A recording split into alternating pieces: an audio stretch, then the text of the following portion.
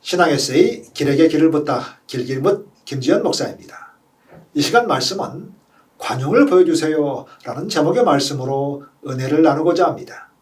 한때 회자되었던 퀴즈 중에 바늘로 코끼리를 죽이는 3가지 방법이라는 것이 있었습니다. 정답은 이렇습니다. 첫째, 바늘로 코끼리를 한번 찌르고 죽을 때까지 기다린다.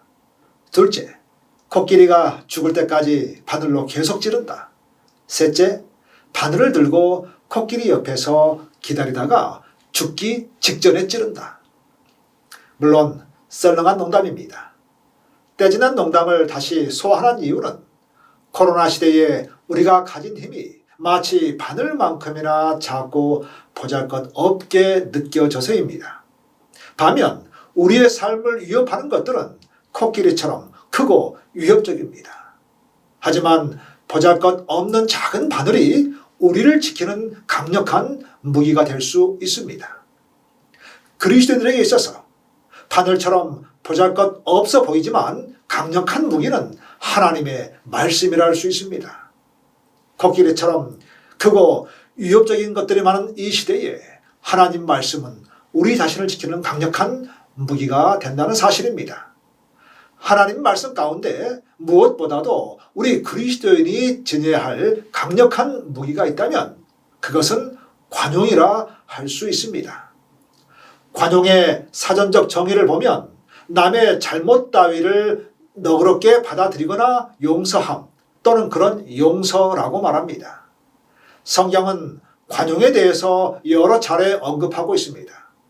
그 중에 대표적인 것을 보자면 야고보 3장 17절의 말씀은 이렇게 얘기합니다. 오직 위로부터 난 지혜는 첫째 성결하고 다음에 화평하고 관용하고 양순하며 긍휼과 선한 열매가 가득하고 편견과 거짓이 없나니. 이 말씀을 보면 관용은 위로부터 난 지혜임을 말씀하고 있습니다. 위로부터 난 지혜라는 것은 곧 하나님께서 주신 지혜라는 것입니다.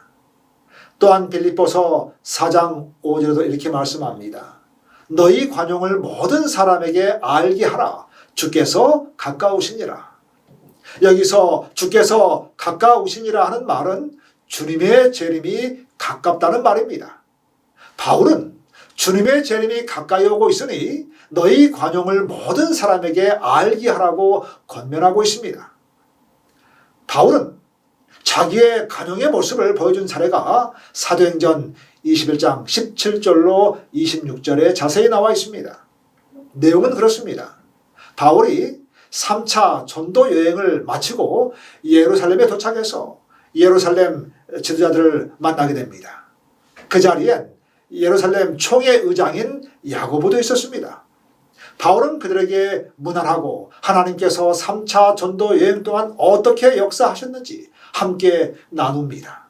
특별히 이방인 교회 가운데 하나님께서 하신 일들을 서로 나누게 됩니다. 그 자리에 있던 사람들은 바울의 말을 듣고 하나님께 영광을 돌립니다.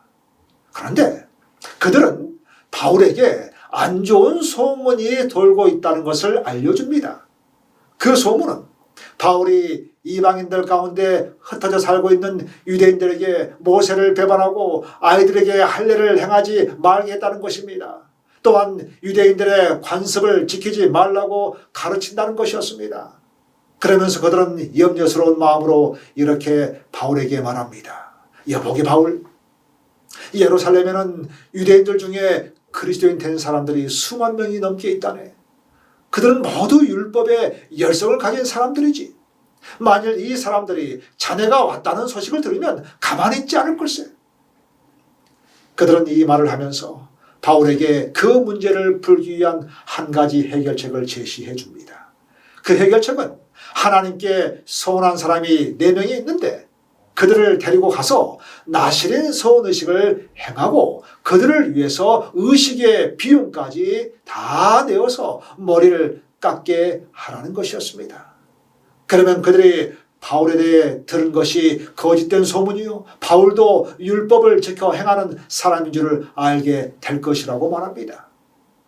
바울은 예루살렘 교회 지도자들의 이야기를 듣고 그대로 행하게 됩니다. 사실 바울은 억울합니다.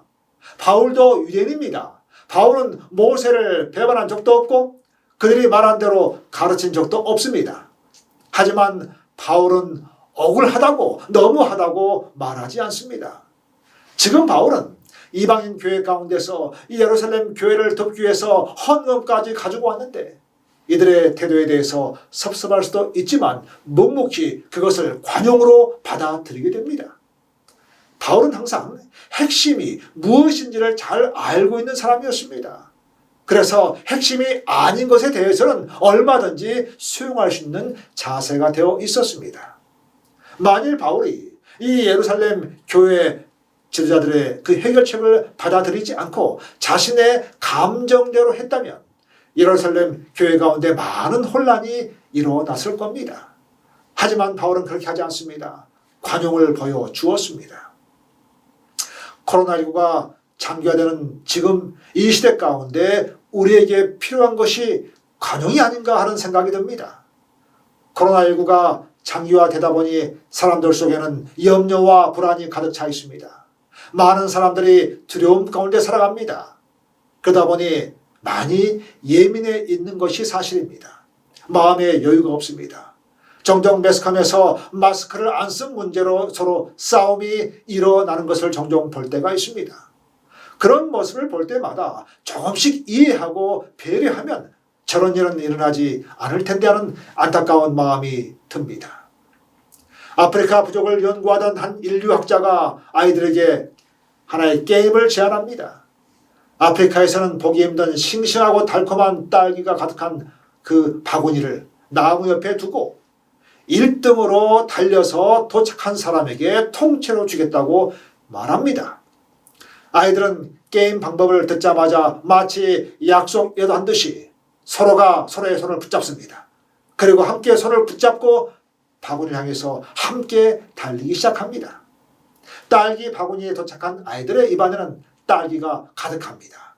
모든 아이가 키득키득 재미있어합니다. 그때 그 인류학자가 묻습니다. 얘들아, 1등에게만 과일을 모두 주려고 했는데 왜 손을 잡고 같이 달렸어? 그때 아이들이 마치 합창이라도 하듯 한 목소리로 답합니다. 우분투. 우분투. 한 아이가 덧붙여 말합니다. 다른 아이들이 모두 슬픈데 어떻게 나만 기분 좋을 수 있겠어요?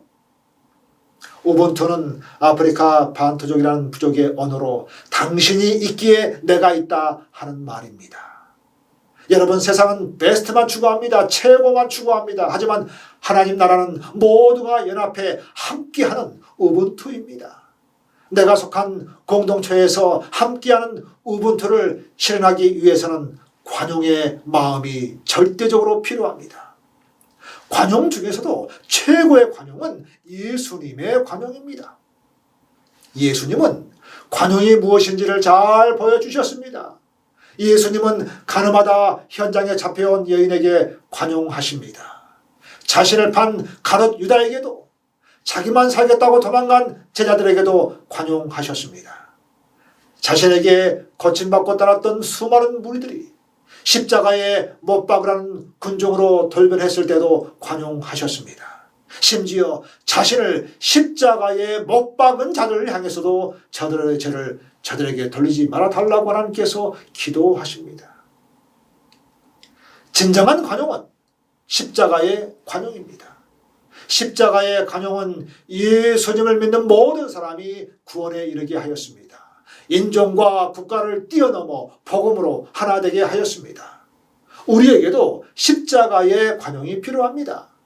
바울이 예루살렘에서 관용을 베풀 수 있었던 것도 십자가의 관용 때문이었습니다.